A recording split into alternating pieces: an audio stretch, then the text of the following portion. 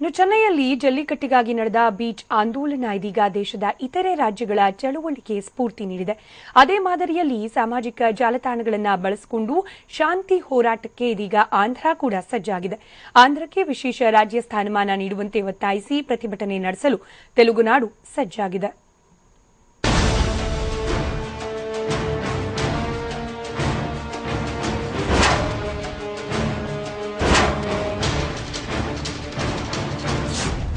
ಆಂಧ್ರಕ್ಕೆ ವಿಶೇಷ ಸ್ಥಾನಮಾನ ನೀಡೋಕೆ ಸಾಧ್ಯವಿಲ್ಲ ಅಂತ ಕೇಂದ್ರ ಸರ್ಕಾರ ಕಡ್ಡಿ ಮುರಿದಂತೆ ಹೇಳಿತ್ತು. ವಿಶೇಷ ಸ್ಥಾನಮಾನದ ಬದಲಾಗಿ ವಿಶೇಷ ಪ್ಯಾಕೇಜ್ ನೀಡೋಕೆ ಸಮ್ಮತಿಸಿತ್ತು. ಆದರೆ ಆಂಧ್ರಪ್ರದೇಶ ಜನರ ಬೇಡಿಕೆ ಮಾತ್ರ ವಿಶೇಷ ಸ್ಥಾನಮಾನಕ್ಕಾಗಿಯೇ ಮುಂದುವರೆದಿತ್ತಾದ್ರೂ ಹೋರಾಟ ಜಾಸ್ತಿ ಸದ್ದು ಮಾಡಿರಲಿಲ್ಲ. ಇದೀಗ ಚೆನ್ನೈನ ಜಲ್ಲಿಕಟ್ಟು ಬೀಚ್ ಆಂದೋಲನ ಆಂಧ್ರ ಮಂದಿಗೆ ಮತ್ತಷ್ಟು ಸ್ಫೂರ್ತಿ ನೀಡಿದೆ. ಆಡಳಿತಾರೂಢ ಟಿಡಿಪಿ ಹೊರತುಪಡಿಸಿ ವಿರೋಧ ಪಕ್ಷ ಮತ್ತು ಜನಸೇನಾ ಪಾರ್ಟಿ ಬೀಚ್ ಆಂದೋಲನಕ್ಕೆ ಮುಂದಾಗಿದೆ. ವಿಶೇಷ ಸ್ಥಾನಮಾನಕ್ಕಾಗಿ ಆಂಧ್ರ ಯುವಕರ ಪ್ರತಿಭಟನೆ. ಚಳುವಳಿಯಲ್ಲಿ ಪಾಲ್ಗೊಳ್ಳುವಂತೆ ಪವನ್ ಕಲ್ಯಾಣ್ ಕರೆ. ఎరుపెక్కి మార్పు కొరకు తల ఎత్తి ప్రశ్నించే హక్కే ఈ జనసేన. కళ్ళు తెరిచి ఎలుగెత్తి గుళ్ళు కడగ యువ శక్తి నిలదీసే హక్కే ఈ జనసేన. ಎಸ್, ಇಂದು ಆಂಧ್ರಪ್ರದೇಶಕ್ಕೆ ವಿಶೇಷ ಸ್ಥಾನಮಾನ ನೀಡುವಂತೆ ಆಗ್ರಹಿಸಿ ಪ್ರತಿಭಟನೆಗೆ ಜನಸೇನಾ ಪಕ್ಷದ ಸಂಸ್ಥಾಪಕ ಪವನ್ ಕಲ್ಯಾಣ್ ಕರೆ ನೀಡಿದ್ದಾರೆ. ದೇಶ್ ಬಚಾವೋ ಅನ್ನೋ ಘೋಷವಾಕ್ಯದೊಂದಿಗೆ ಶಾಂತಿಯುತ ಪ್ರತಿಭಟನೆಗೆ ಯುವ ಸಮೂಹಕ್ಕೆ ಚಳುವಳಿಯಲ್ಲಿ ಪಾಲ್ಗೊಳ್ಳುವಂತೆ ಟ್ವೀಟ್ ಮಾಡುವ ಮೂಲಕ ಮನವಿ ಮಾಡಿದ್ದಾರೆ. ವಿಶಾಖಪಟ್ಟಣಂನ ಆರ್ಕೆ ಬೀಚ್ನಲ್ಲಿ ಆಯೋಜಿಸಲಾಗಿರುವಂತಹ ಜಲ್ಲಿಕಟ್ಟು ಶೈಲಿ ಪ್ರತಿಭಟನೆಗೆ ತೆಲುಗು ಸಿನಿಮಾ ತಾರೆಯರು ಬೆಂಬಲ ವ್ಯಕ್ತಪಡಿಸಿದ್ದಾರೆ.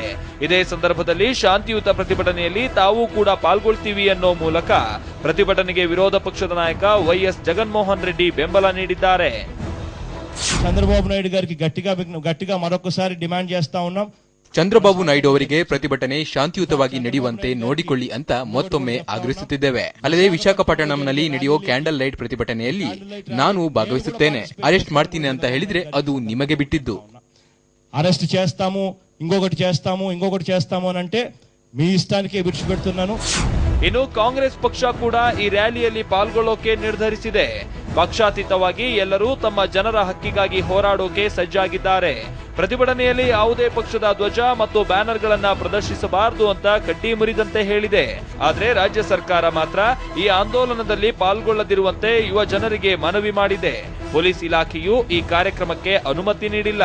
ಹೀಗಾಗಿ ಪ್ರತಿಭಟನಾಕಾರರು ಮತ್ತಷ್ಟು ಗರಂ ಆಗಿದ್ದಾರೆ.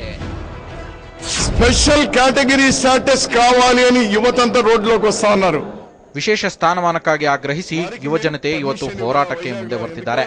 ಅವರಿಗೆ ನೀವು ಅನುಮತಿ ಕೊಡೋದಿಲ್ವಾ? ಯಾಕೆ ಕೊಡೋದಿಲ್ಲ? ನಾವು ಹೀಗೆ ಮಾಡಿದ್ರೆ ನೀವು ಪಾದಯಾತ್ರೆ ಮಾಡೋಕೆ ಆಗ್ತಿತ್ತಾ? ರಾಜಕೀಯಕ್ಕೆ ಸಂಬಂಧವಿಲ್ಲದೆ ಯುವಜನತೆ ಹೋರಾಟಕ್ಕೆ ಧುಮುಕ್ತಾ ಇದ್ದಾರೆ.